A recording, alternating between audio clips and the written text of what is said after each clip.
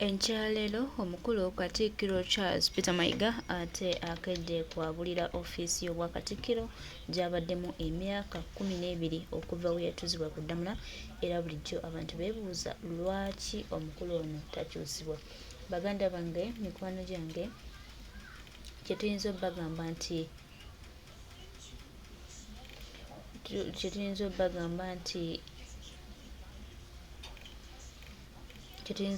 nti omukulu Katikkiro Charles Peter Mayiga buli kimu kimuweddeko, era twongera obbajjukiza n'obbategeeza nti Uganda nga etambuddewamu era nga etuukidde okulaba nga tutereeza buli kimu.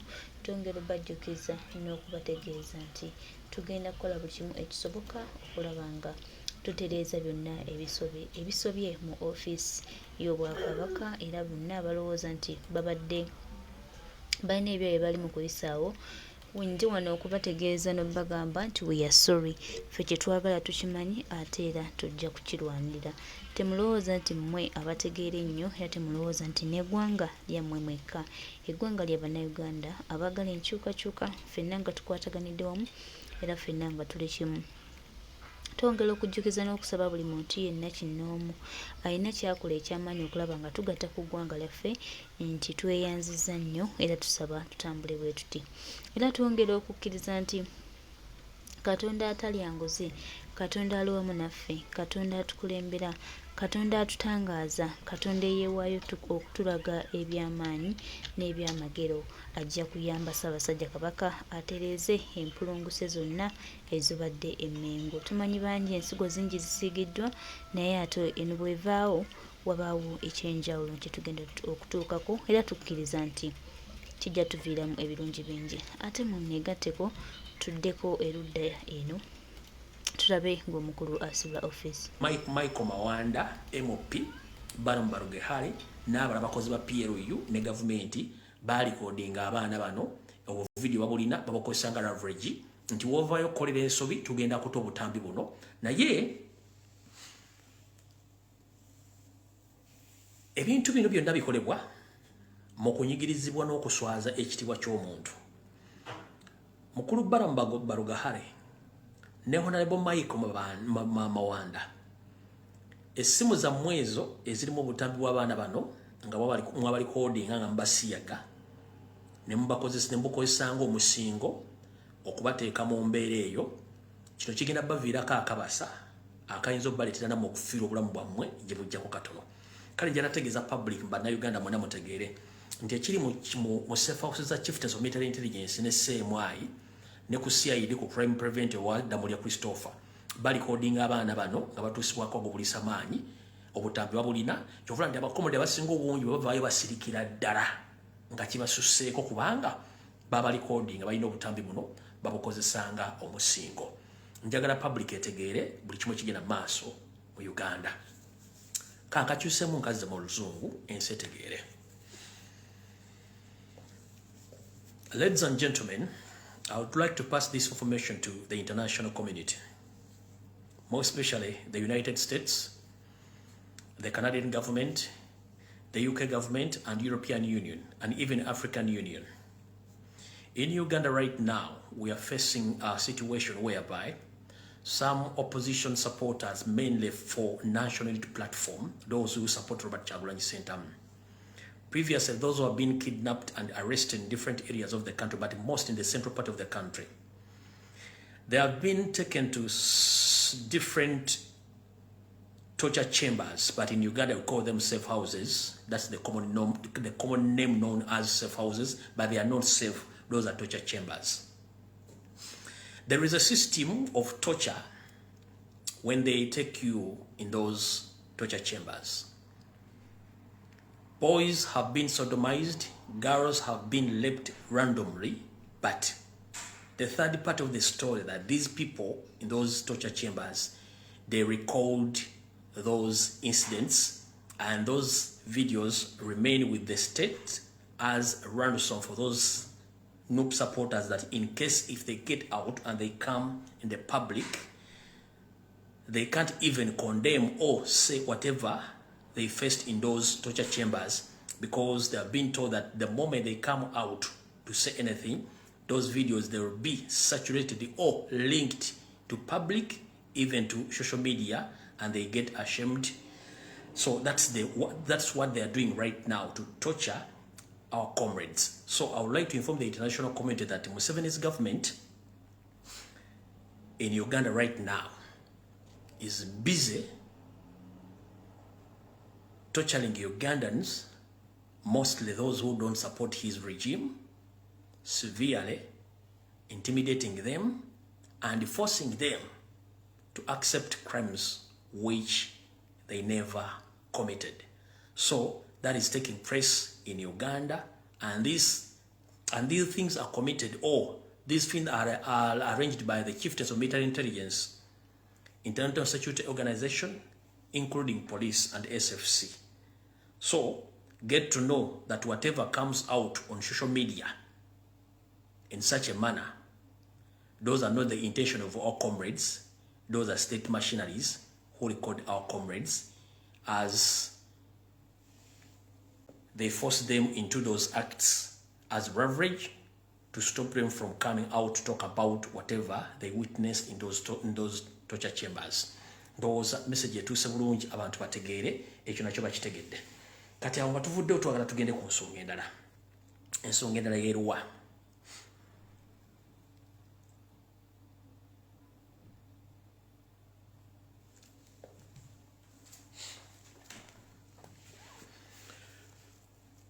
Abasinga obungi abazze bangoberera nabagamba nti Uganda Revenue Authority, Bank of Uganda, Minister of Finance ne commercial banks ziri mu Uganda zonna ziri under siege nga mulowooza musaaga obanga nsaaga. Era nze mbakubira omulanga mujje sente zammwe ku account ne muganya okutegeera ekyo tekinkwatako kuba kusivunaanyizibwa ku agency, kusivunaanyizibwa ku bwangu bwangu bwa kuggyayo sente gye mutereka. Newe twogere olunaku lwa jjo amawulire mwagala nga gafulumya gagamba nti ezimu ku banki eziddukanyizibwa gavumenti ya Posta Uganda basanzeemu mu terekero lyayo nga mulimu ebicupuli bya millions 5 nga ziri mu terekero mwennyini. Kino kyavuddeko abantu abakulu mu banki eyo kwatibwa okunnyonnyola naye tekyategeerekese. Abazze bangoberera ebbanga lyonna mbadde nzija mbagamba nti General Salim Sare ennamunkekere eyo abadde ayinayo factory ezikola ebicupuli ebimitwalo 2 ku mitwalo 5. Era ebicupuli byakyaka nnyo mu biseera by'okugula amataka, mu biseera bya campaign, sente zo teziggwangayo. So sisubireyo munnayuganda asobola kuyingira mu banka n'ayingizaamu fake note eziwera million 5 nga tali mukono gwa gavumenti obanga services z'abakozi ba gavumenti be bazireeseemu. Kitegeeza nti emiliyoni ezo 5 kiyinza okuviirako banka eyo okugwa ne bannannyini ssente ezo abadde balinamu ssente entuufu okuba tebafiiriddwa ssente zaabwe. Mujjukira ne bagamba abasajja bava mu nsiko nga babbi buli kimu basobola okukikola. So ekyo nakyo mukitegedde. Abajjukira obulungi nga mbagamba nti ennamunkekere bakubirayo ssente ekyatuse ku Post Bank ago si mawulire kubadde mukimanyi bulungi nnyo nti Post Bank already badde mu lusuubo ekyo kyatuusewo nti bagenza okukebera ku makya nga ssente zonna bicupuli ennamu baaziggyemu ne bateekamu bicupuli. Ekyo mwakitegedde. Kati media za Uganda, mainstream medias bajja kutta abantu nga temuganya fulumya amawulire okuba nti muli ku pisto.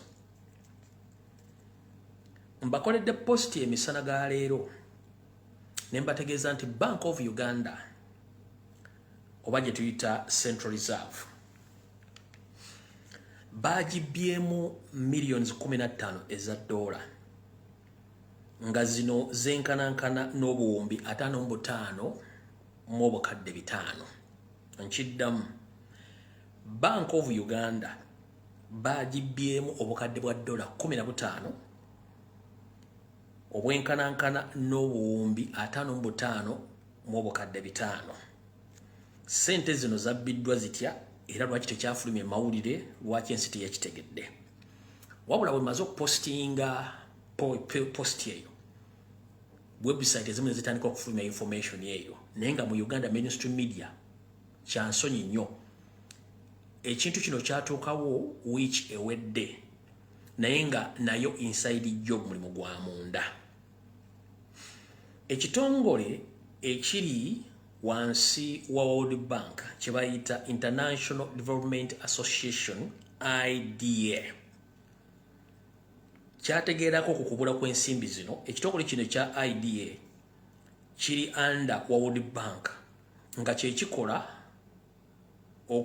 okutambuza n'okulondoola ensimbi zonna eziba ziwoleddwa ensi eziri mu luse olwa ensi eziri mu mulengo ogw'ensi eziri mu third world. Kati ekitongole kino ekya International Development Association kiri mu World Bank kye kyavuddeyo separately ne kifulumya information yeno, naye ebitongole by'amawulire mu Uganda omuli New Vision, Monitor, Bukedde, NTV n'ebirala byonna ebitongole bino babituusako information ne bigaana ogifulumya era bagisirikira mpaka nze lwengifulumiza olwaleero ne bagamba information evuddewa. Naye ng'ekitongole kino ekya International Development Association kiri under World Bank kye kyagudde mu lukwe luno nga ssente zabbiddwa. Ssente zino zaafulumye zitya? Website zemutandise okulanga amaze okufuluma information zibagambye nti ssente zino zabbiddwa nga bahakinze nka hacking enno ebigi nno. Ssente yabadde inside job bano babbye ssente zaffe ez'eggwanga. Ssente zino bagenzo zitracinga nga ziri ku account ez'enjawulo bbiri, account emu ngeri Japan endala ngeri UK, naye details za account ezo tezinnamanyibwa era tezijja kumanyibwa olw'ensonga nti guno omulimu gwabaddemu abantu abanene mu gavumenti. So nno mwenna njala bategeeza nti bajja tuuka okukola ekikobero mu Uganda nga mainstream media Museveni yagisasula dda okuba nga tegenda fulumya ggulire lyonna kubategeeza kyekigenda maaso mu Uganda.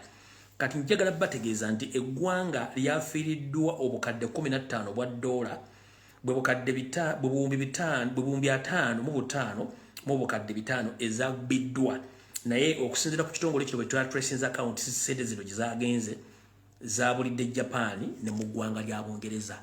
Kyagezezaako okunoonya naye kyekyalemeddwa, naye gavumenti y'omumpembe Yoseri Tibahabulwa tennayogera olw'okuba tetulina Governor Bank of Uganda.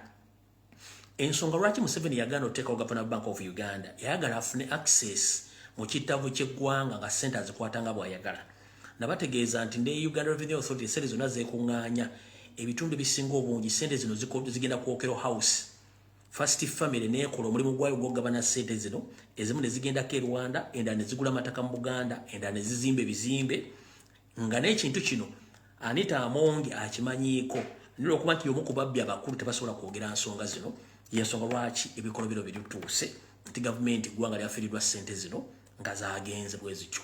Ne tojja kisanga mu Monitor, togenda kisanga mu Bukedde ku NTV, wabula kenkyogeddeko ne bwe nakipostinze. Wagenda kuyitawo ennaku ntono nnyo mutandika okukyulira mu luvuuvuumu batandika n'okikuba mu mawulire nga babuuza information eyo yali nkinze ntya. Eggwanga bali luutinga kubanga bakimanyi nti bali mu kaseera akasembayo bali mu kuluutinga ggwanga. Y'ensonga lwaki baagala oteekawo ani?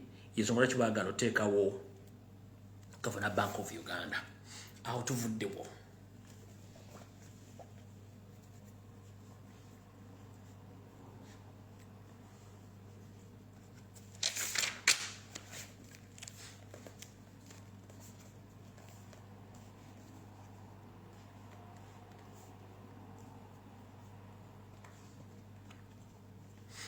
Bwetumala okuvaawo awo njala kuyisaawo obubaka buno bwakwerinda. Njagala bugende eri abantu babiri, eri mukulu Joel Ssenyonyi ne mukulu Zake Francis wonna wooli. Buno obubaka bwammwe. Mukulu Joel Ssenyonyi njala kutegeeza nti olwaliro nkulabyeko mu paliamenti ng'oyogera era Anita Amongi takuzzeeku munnyo olw'ensonga nti abadde alina kyakutunuulira mu bwongo ng'akulaba naye nga ye yamaze dda okukola kyalina okukola. Ki ekiruwa? Njala kutegeeza mukulu Joel Ssenyonyi etteeka ery'okujjuko kunkumula omukono mu kibyangaloopu olaba ng'eryavaawo teryavaawo. Anita Amongi etteeka lino yamaze okukolagana n'akakiiko oba komiti eyaligo mu paliamenti okuyisa etteeka lino baaliyisizza oluvannyuma lwa Anita Amongi okupokera buli memba paliamenti ali kakiiko ako $660,000 etteeka baaliyisizza. Era kyobula nti bwedda akutumya kyamulinga essalamu eri ensenke ng'oyogeraga kati bona ayogera ki ng'ate olwedde nammaliriza dda so mukulu Joel Ssenyo nnyina wooli njera kutegeeza nti etteeka lino legal committee ya parliament yaliyisizza dda ng'Anita Amongi amaze okupokera buli member wa parliament aliko obukadde 6 era nga bagamba nti etteeka lino ligenda kuteebolingibwa mu Maachi w'omwaka ogujja by June olw'ensonga tuwayinza okubawo transfer etteeka lino litandika okukola bakubeko akalulu bakunkumula omukono mu kibya obenga tokyali leader of opposition ekintu kino Anita Amongi olwedde yakitadde mu nkola so mukulu Joel Ssenyo yonna wooli ngera kutegeeza nti Anita Amongi speaker already legal parliamentary legal committee yamaze dda okutundayo n'okutunda eggwanga etteeka lya lumu ne liyita bulungi nnyo era ensimbi zayisinganyiddwa mu mikono gwelinda mu gwokusatu omwaka ogujja nga June bakubeko akalulu then bakole kye baagala era Anita Amongi musanyufu nnyo katugenze wa mukulu Honorable Zake Francis ankulamusiza ko Honorable Francis Kanso Zake Butebe Kanso petro bulungi wonna woli buno baka bukutukeko era nfunye information endaga nti omukulu y'omu lumu atambula mu constituency yo ng'agenda akusiiga empitambi naye era ne mu parliament akola ekintu kyekimu wabula ekyenjawulo ekiri mu mpitambi gy'akusiiga erimu obutemu bwe butya mukulu Zake Francis Butebe woli wonna njala kutegeeza nti ekyatuuka ku Honorable Seggirinya Muhammadi lwe baamukwata bamusibe Masaka mu Bijambiya kijja mu constituency yo Mityana w'okiikirira mukulu lumu ono ng'akolagana Anita Amongi ne Ssemwai ne Iso bateeseewo enteekateeka ey'okusindika Bakijambiya alaati mu constituency yo batemeetema abantu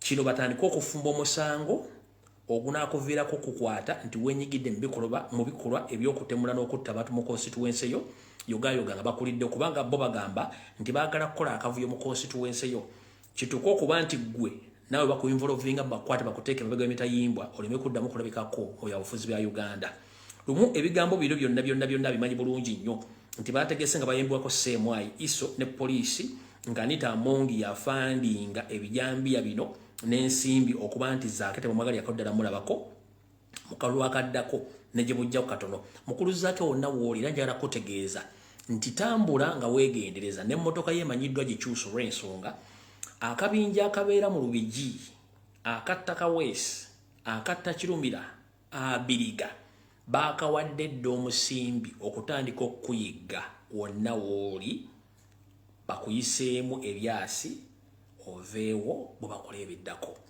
naye nze mbuuza bakulu mmwe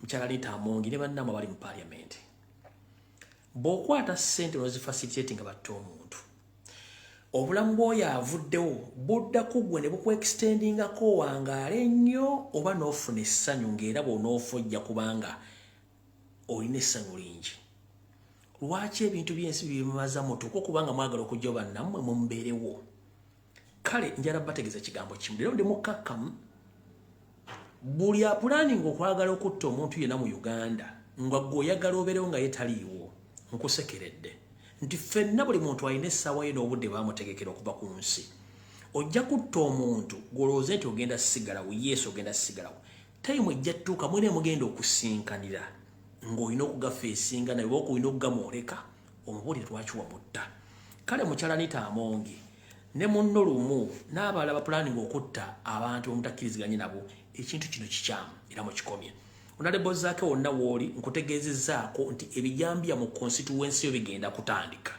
Katasova Anita Amongi lumu Ssemwai Iso with the intention okubbula kameringa bakola nga bakola Seggirinya tebamukwatira mu bijambiya ekiraddako gw'ono okiwulira naye n'akabinja kali kenkugambye ak'omu Lubigi katandise okukola kye tuyita save ne saaki entambula yo osula luddawa obeera luddawa saa mikazo biraba saaki bagikoze na bagina mu ngalo zaabwe baagala kumanya bute bagenda okufuna bakugjewo awo nawo nvuddewo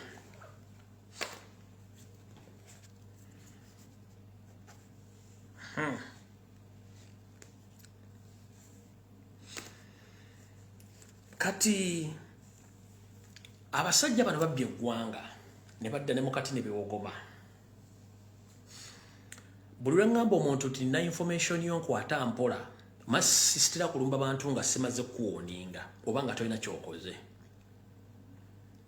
Information ya Anita Among okwagala okweyimba mu Kyagulanyi Mutta okujjawo Ssenyonyi ne Honorable Zaake yendeetedde okufulumya obwerere bwe nali nakweka ebbanga. Omukyalo ono abbye eggwanga ne ligwa n'olubege. Ebisooka byonna mwabira byali ebyebukedde yazimbye amasomero, azimbye White House, ennyumba ekologi yagula erimu ssente empitirivu. Wabula omukyalo ono namugoberera kuva dda nga akozesa ensimbi z'omumusuro okuzimba ennyumba gaggadde mu bitundu bye mbawandiikidde awo by'omujooza byotegedde bulungi nnyo, bye mbawandiikidde bulungi nnyo. Anita Among ono ennyumba eno aluddewo naye nga tuba tukyagigoberera. Ennyumba eno eri mu kitundu eri mu kigo Lubugumu, yazimbye ennyumba gali kwoleka. Ndudde ne information nga ngiterese nga njala public etegeere mpola mpola ati ono mukyalo bati mutambulirako bulungi. Amaka gano nabagambye nti mu kusooka gali worth obukadde buli bwa $1 nedda okusinziira ku sources ennyingi bwe mazo gifulumya nenfuna sources zisuka 30 nga nti ennyumba sofa weeri awokawokka yakamuli ako $3 n'ekitundu eza $, ate nga tennafundikirwa oba tennakomererwa tennaggwa yakamuli ako $3 eza $. Akatambe nkatadde ku social media mukatambuza niyo okubalaga nti information mbadde n'ebbanga lyonna.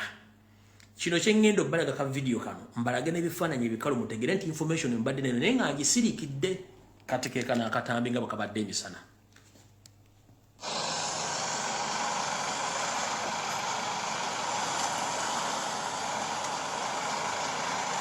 Seba Anita Among abbye ekisende za ggwanga lyonna zitadde wano. Kankabaddemu.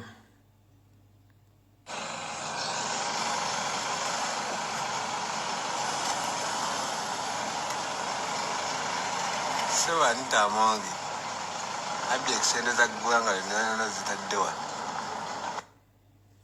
Alright. Ennyumba eno esangibwa Kigo Lubugumu. Kati okukakasa nti mbadde mutambulirako bino bimu ku bifaananyi ebikalu still photos ng'oggyeko video ezimu ku still photos kuna Anita Among kwoli ezimu ku still photos ebifaananyi ebiyimiridde bimu ku bifaananyi ebiyimiridde ebikwata ku nju gy'ozimba ekigo naye ng'ate ettaka k'ogizimba ly'Abaganda. Ettaka k'ozimba ennyumba eno ly'Abaganda bwe wagamba nti Abaganda tebafuna nnamba. Ogiraba eri ku lusozi bulungi nnyo.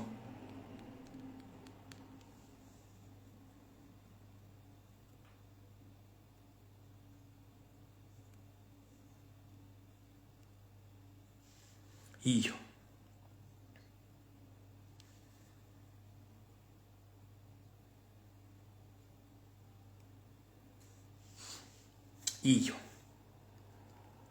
sente zamuwa amusolo empya n'enkadde kyokka alina obwa sirowooza nti aweza abaana 5 bw'ogituukako oyinza okuza nti Imperial Hotel yeri wano kumbe no nnyumba ya mukyala Anita Among speaker ennyumba gy'olaba eno efulemu yayo entuufu ogiraba yefulemu yayo entuufu.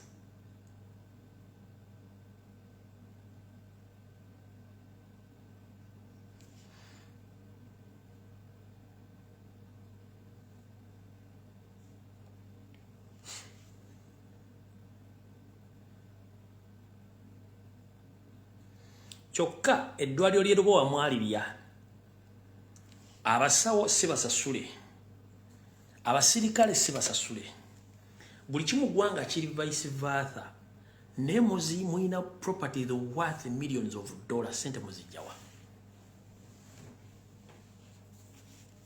sente muzijja luddawa. Anita Among eno ennyumba kabere president wa America tagirina sente muzijja bannaffe yiyo eyo mbalaze zino bifaananyi still photos. Still photos njoke mbalage video nga bwe njibalaze. Bibyo. Bibyo. Bibyo. Bibyo.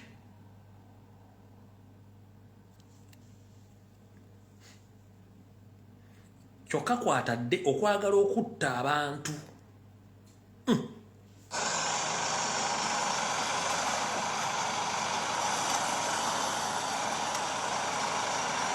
Seba ntamongi abye ekisende za ggwanga lyonna zitadde wano.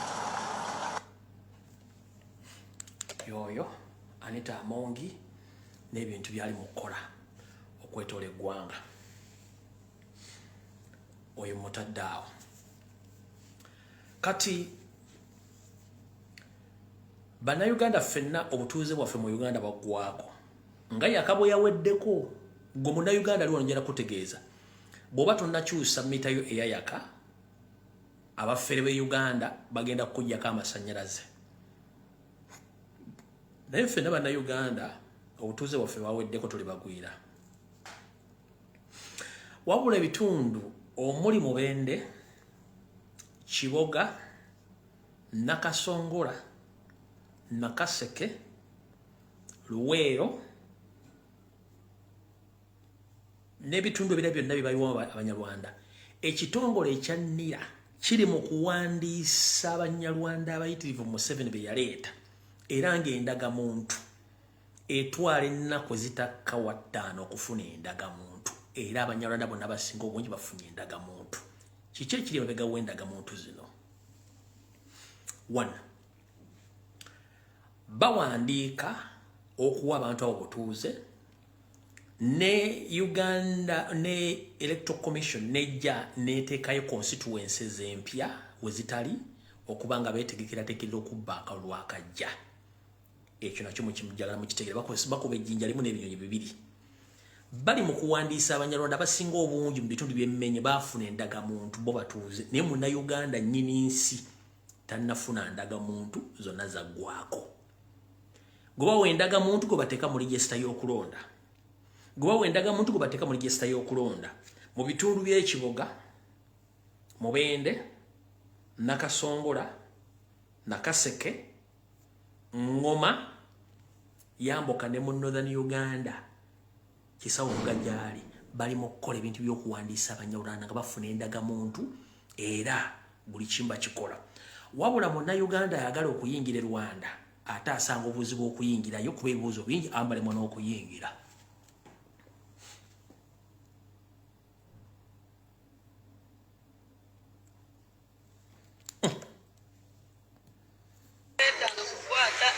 This is how Rwanda treats Africans, man. Look at Ugandans just seated here like refugees. On the board of Katuna. Sure, this country has to be fair to Ugandans. I don't like this. Eno bali bawandiisa bafuna ndagamuntu okuva Bannayuganda. Wabula Munnayuganda ayagala okugenda okukola business oba okulaba omuntu we oba okukola ekintu kyonna bw'atuuka e Katuna oba Kakitumba oba bayitawo Kakibi bamanyi kizibu nnyo okumuyingiza Rwanda basanga ebizibu bingi nnyo. Wabula offe bayingira nga bayingira mu ttooyi era buli kimu bakifuna. Kati gwe Munnayuganda ali eyo ng'okyalisa ebijanjala empiso ojja kifuwa ng'okiza munda ng'ensi bagitwala ng'otudde. Awo tuvuddewo. Naye zange nzikwata mpola mpola saagala nnyo baleekaanira ennaku zino.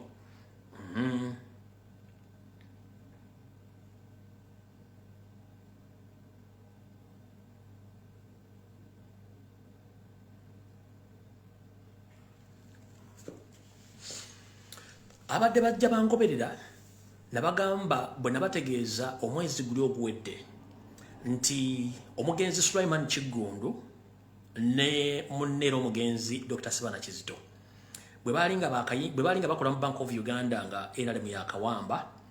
Omugenzi Sulaiman Kiggundu yabba ekyapa ky'endagaano 1900 ekya Buganda ekya mayiro akenda n'adduka nakyo n'akitereka e Bungereza. Museveni begabanya amataka na bamenyera amanya g'abantu abaatwala amataka ga Buganda gonna ne bagegabanya. Naye abakimanyiiko bakimanyi abeetaaga obujulizi babwetaaga. Kati nze sikyalakaana nammwe. Sikyalakaana nammwe. Ngera bagamba bugambi ebintu bino kansoke nzanya akatambi kano nti n'omugenzi Nyikirima y'omu ku baagabana ettaka eryo mayiro z'amataka.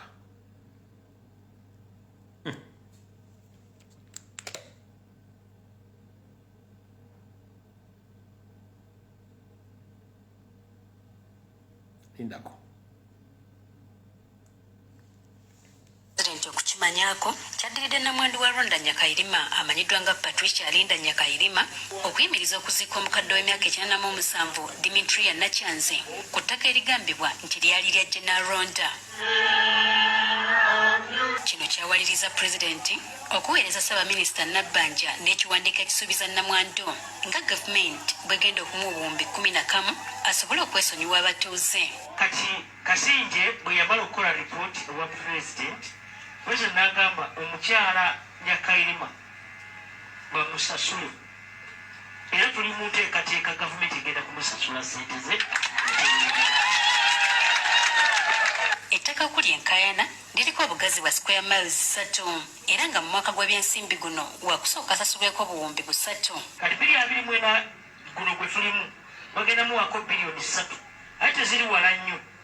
Pulezidenti bwe yamubuuzizza olwedde okimanyi endagaano wagikola ne gavumenti ate wakyogaana abantu okuziika.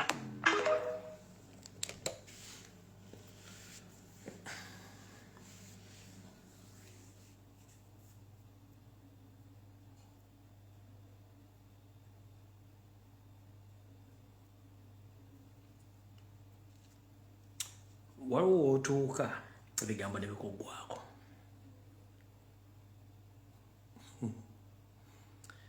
Omusajja Omunyarwanda n'agoba bannakabala bannayuganda ku ttaka mayiro z'ettaka 3 bannannyiriyo okubaziikako beetaaga ate kufuna lukusa.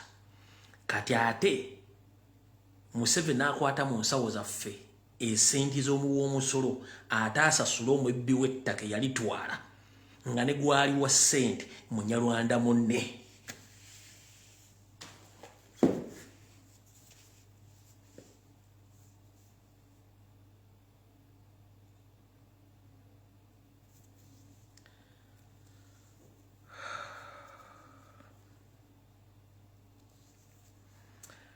Brenton omuntu awagira NRM ne Museveni. Waliwo Spanda esumulula nattiza eggaali erimu ebituli bingi enkutuninda nga wonkotolina. Kibayita square mile okimanyi? Square mile y'ettaka ogimanyi? Olaba obeera fuuti 10 ku 10 n'olekaana ku kyalo nti oli mugagga. Square mile y'ettaka erimu ekazi ziri mu 6 mmeka? Ekazi 6 plus. Ekazi 6 plus. Bwembasi osinza kukola kwange okutonotono. Ekazi 6 plus. Kati kubisaamu